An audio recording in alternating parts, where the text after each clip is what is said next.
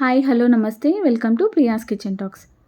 ఇవాల్టి వ్లాగ్లో వచ్చేసి చింతాకు పప్పు ఇంకా దానికి కాంబినేషన్గా అరటికాయ ఫ్రై చేస్తున్నానండి. చింతాకు పప్పు నేను మామూలుగా పప్పుని ఎప్పుడు కూడా ఆయిల్లో కానీ లేకపోతే డ్రైగా కానీ ఫ్రై చేస్తూ ఉంటాను. కాకపోతే అప్పుడప్పుడు వెజిటేబుల్స్ అన్ని రకాల వెజిటేబుల్స్ వేస్ట్ చేశాను, కానీ ఆకుకూరలు కూడా అన్ని రకాలు వేస్ట్ చేశాను. కాకపోతే ఎప్పుడూ నేను చింతాకైతే వేస్ట్ చేయలేదు. ఇదే ఫస్ట్ టైం చేస్తున్నాను. టేస్ట్ మాత్రం చాలా బాగుంది. చాలా తొందరగా చేసుకోవచ్చు రెండు రెసిపీస్ కూడా.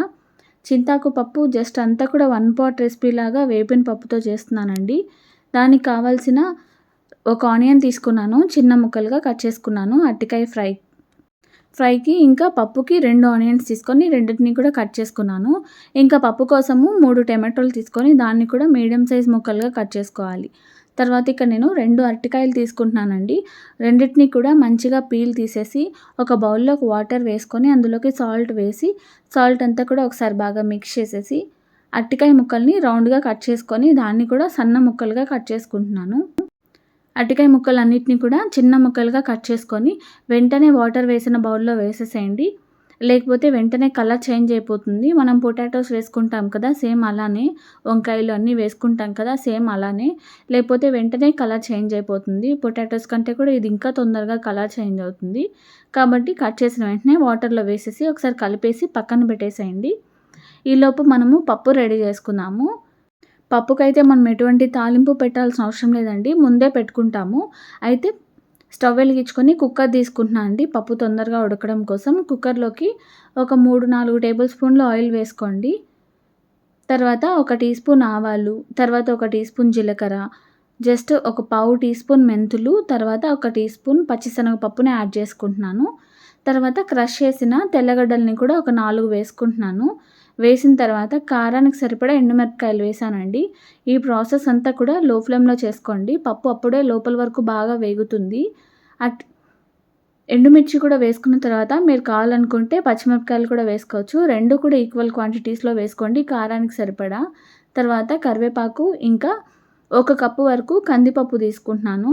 కందిపప్పుని చూడండి ఈ విధంగా కలర్ చేంజ్ అయ్యేంత వరకు ఫ్రై చేసుకోండి. బాగుంటుందండి. లో ఫ్లేమ్లో పెట్టి ఫ్రై చేయండి, హై ఫ్లేమ్లో పెట్టకండి, మాడిపోతుంది. అంతా ఈ విధంగా వేగిన తర్వాత మనం కట్ చేసి పెట్టుకున్న ఆనియన్స్లో ఒక ఆనియన్ మొత్తం కూడా వేసేసేయండి. వేసి మళ్ళీ బాగా ఒకసారి బాగా మిక్స్ చేయండి. తర్వాత టమాటోస్ని కూడా వేసేసుకోండి. టమాటోస్ కొంచెం పులుపే ఉంటాయి కాబట్టి నేను 3 తీసుకున్నా. మీరు కావాలనుకుంటే అసలు టమాటోస్ లేకుండా కూడా చేసుకోవచ్చు, కాకపోతే నేను వేస్తున్నానండి. టమాటోస్ వేసిన తర్వాత 1 కప్పు కందిపప్పు తీసుకున్నాను కదా, కాబట్టి 2 కప్పుల చింతాకు తీసుకుంటున్నాను. చింతాకు కూడా వేసిన తర్వాత ఒకసారి బాగా మిక్స్ చేయండి. జస్ట్ ఒక 2 నిమిషాలు కలిపితే చాలు. చింతాకు అనేది బాగా వేగిపోతుంది ఆయిల్లో. చూడండి ఈ విధంగా మెల్లమెల్లగా కలర్ చేంజ్ అవుతూ ఉంటుంది. కలర్ అనేది పూర్తిగా చేంజ్ అయిపోయిన తర్వాత ఇప్పుడు ఇందులోకి 1 టీ స్పూన్ వరకు ఉప్పు వేస్తున్నాను. ఉప్పు మీకు సరిపడా యాడ్ చేసుకోండి. తర్వాత కొద్దిగా పసుపును కూడా వేస్తున్నాను. వేసి మొత్తం బాగా ఒకసారి బాగా మిక్స్ చేసేసేయండి.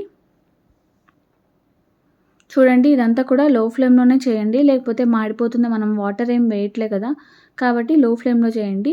తర్వాత ఇప్పుడంతా కూడా బాగా మిక్స్ చేసిన తర్వాత 1 కప్పుకి 3 కప్పుల వాటర్ని యాడ్ చేసుకోండి. మీరు కావాలనుకుంటే కొన్ని పప్పులు కొంచెం తొందరగానే ఉడుకుతుంది, కాబట్టి ఒక హాఫ్ కప్పు వరకు తగ్గించి వేసుకోవచ్చు, లేకపోతే హాఫ్ కప్పు వరకు పెంచి వేసుకోండి. నేనైతే 3 కప్పులు వేస్తున్నాను. వేసి సైడ్స్లో ఉన్న పప్పు అంతా కూడా మంచిగా తీసేసి బాగా మిక్స్ చేసుకోండి. ఈ విధంగా మిక్స్ చేసుకున్న తర్వాత కుక్కర్ మూత పెట్టేసి చెక్ చేసుకొని రబ్బర్ ఇంకా విజిల్ చెక్ చేసుకొని పెట్టేసుకోండి. పెట్టిన తర్వాత కుక్కర్ మూత పెట్టేసి ఒక 5 విజిల్స్ వస్తే సరిపోతుంది. నేను దీన్ని పక్కన స్టవ్ పైకి షిఫ్ట్ చేసేస్తున్నాను. ఇప్పుడు అరటికాయ ఫ్రై చేసుకుందాము. అరటికాయ ఫ్రై కోసం ప్యాన్లోకి ఆయిల్ వేసుకోవాలి. ఆయిల్ కొంచెం ఎక్కువనే వేసుకున్నానండి, ఒక 3 టేబుల్ స్పూన్ల వరకు. తర్వాత ఆనియన్ వేసుకున్నాను. ఆనియన్ని కూడా మంచిగా ఫ్రై చేయండి.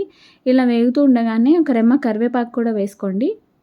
కరివేపాకు బాగా వేగిన తర్వాత జస్ట్ 1 టీ స్పూన్ వరకు అల్లం వెల్లుల్లి పేస్ట్ వేసుకోండి. అల్లం వెల్లుల్లి పేస్ట్ చాలా తక్కువగా యాడ్ చేసుకోండి, ఎక్కువ అవసరం లేదు. జస్ట్ వేసామంటే వేసామన్నట్లుగా వేసుకోండి చాలు. అది కూడా బాగా వేగేంత వరకు మంచిగా ఫ్రై చేస్తూ ఉండండి. అల్లం వెల్లుల్లి పేస్ట్లో పచ్చిదనం అంతా కూడా పోవాలి. ఆనియన్ కూడా బాగా సాఫ్ట్ అయిపోవాలండి. ఇంతవరకు ఫ్రై చేసుకున్న తర్వాత మనము కట్ చేసి పెట్టుకున్న అరటికాయ ముక్కల్ని వేసేసుకోండి. చూడండి నేను అరటికాయ ముక్కలు ఎంత సన్నగా కట్ చేశానో, కాబట్టి మనం వాటర్ ఏమి ఎక్స్ట్రా వేయాల్సిన అవసరం లేదు. పైగా మూత పెట్టాల్సిన అవసరం కూడా లేదు. అరటికాయ ముక్కలు చాలా తొందరగా ఉడికిపోతాయి. జస్ట్ ఒక 5-6 నిమిషాలు చాలు అరటికాయ ఉడకడానికి. చూడండి మొత్తం అన్నీ కూడా మంచిగా వేసేసుకోండి. వేసిన తర్వాత బాగా మిక్స్ చేసేసేయండి. ఇదంతా కూడా లో ఫ్లేమ్‌లోనే చేసుకోండి. మొత్తం బాగా మిక్స్ చేసుకుంటూ, కలుపుకుంటూ ఆనియన్స్ అంతా కూడా బాగా కలిసేలాగా బాగా కలిపేసుకోండి. ఇలా మిక్స్ చేస్తూ ఉండగానే జస్ట్ ఒక 2 మినిట్స్‌కి ఒక 40% వరకు మంచిగా ఉడికిపోతుంది. ఇప్పుడు అందులోకి ఒక హాఫ్ టీ స్పూన్ పసుపు, కారానికి సరిపడా ఉప్పు, తర్వాత కారానికి సరిపడా కారము, ఇంకా హాఫ్ టీ స్పూన్ సాల్ట్, ఇంకా హాఫ్ టీ స్పూన్ ధనియాల పొడిని యాడ్ చేసుకోండి. ఉప్పు, కారం మీ టేస్ట్‌కి సరిపడా అడ్జస్ట్ చేసుకొని వేసుకోండి. వేసిన తర్వాత మొత్తం బాగా మిక్స్ చేయండి. మొత్తం అన్ని మసాలాలంతా కూడా బాగా అరటికాయ ముక్కలకి పట్టేంత వరకు మంచిగా కలుపుతూ ఉండండి. ఈలోపే మనకి అరటికాయ ముక్కలు కూడా ఉడికిపోతాయి. ఇప్పుడు ఒకసారి మనం చెక్ చేసుకోండి. అరటికాయ ముక్కని ఒకటి తీసుకొని చెక్ చేసుకోండి. 5 నిమిషాలు చాలండి. చాలా తొందరగా ఉడికిపోతుంది. ఈలోపు చూడండి పక్కన పప్పు కూడా ప్రెషర్ రావడం స్టార్ట్ అయిపోయింది. విజిల్ రావడము. అరటికాయ ముక్కలు కూడా మంచిగా వేగిపోయినాయి. ఒకవేళ మాడిపోతూ ఉంటే అడుగు నుంచి బాగా మిక్స్ చేసుకోండి. పప్పు అయితే ఉడికిపోయిందండి. దాన్ని స్టవ్ ఆఫ్ చేసేసాను. ఇంకా అరటికాయ కూడా బాగా ఫ్రై అయిపోయింది. కొత్తిమీర వేసుకొని మళ్ళీ ఒకసారి బాగా కలిపేసాను. కొత్తిమీరను కూడా బాగా అరటికాయ ముక్కల్లో కలిపేసేయండి. వేగిపోయిన తర్వాత ఇంకా స్టవ్ ఆఫ్ చేసేసి మూత పెట్టి పక్కన పెట్టేశాను. అరటికాయ ఫ్రై అయితే రెడీ అయిపోయింది. ఇంకా పప్పు చూద్దాము. ప్రెషర్ కూడా పోయి ఉంటుంది. ఇప్పుడు ఒకసారి విజిల్ తీసేసి చెక్ చేసుకొని కొంచెం స్లోగా ఓపెన్ చేయండి. చూడండి మంచిగా ఉడికిపోయింది చింతాకు పప్పు కూడా. ఇప్పుడు పప్పు గుత్తితో కానీ లేకపోతే మనం కలుపుతున్న గరిటెతో కానీ మంచిగా ఒక 5 నిమిషాలు బాగా మెత్తగా అయ్యేంత వరకు బాగా మిక్స్ చేసేసేయండి. అంతే అండి. ఇప్పుడు లో ఫ్లేమ్‌లో పెట్టేసి జస్ట్ ఒక నిమిషం అలా ఉడికించండి. మీకు ఒకవేళ చిక్కగా కావాలనుకుంటే ఒక 2 మినిట్స్ అలా ఉడికించండి. లేదు మాకు కొంచెం వాటర్ కన్సిస్టెన్సీ కావాలంటే ఒక హాఫ్ టీ గ్లాస్ అంతా వాటర్ కూడా వేసుకొని మంచిగా అడ్జస్ట్ చేసుకోండి.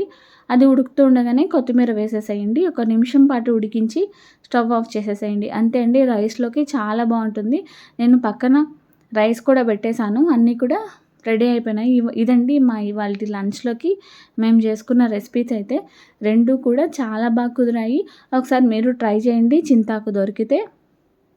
అంతే అండి. వీడియో నచ్చితే లైక్ చేయండి.